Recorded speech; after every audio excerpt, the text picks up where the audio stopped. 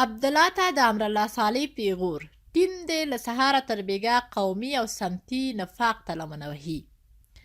د دولت جوړونې ټیم لومړی مرستیال امرالله صالح د ثبات او پالنې مشر عبدالله ته د پیغور په ژبه ویلي ته خبر یې کنه ټیم دې بل کار نه لري، له سهاره تر بیګا قومي او سمتي نفاق ته لمنه وهي او تر څنګ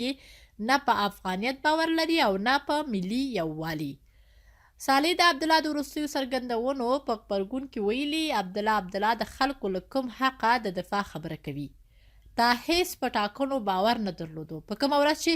د ټرامپ او طالبانو پټه اړیکه پرې شوه بیا پر ټاکنو او جمهوریت د باور پیدا شو.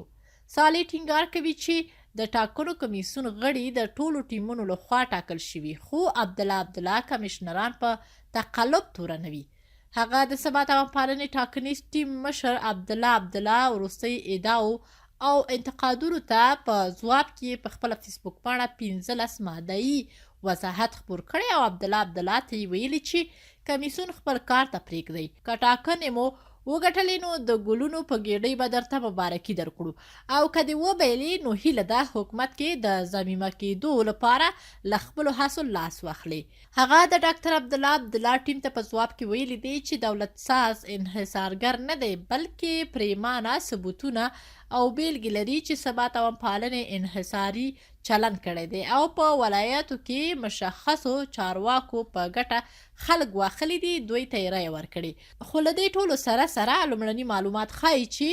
دوی له خلکو رایه اخیستې.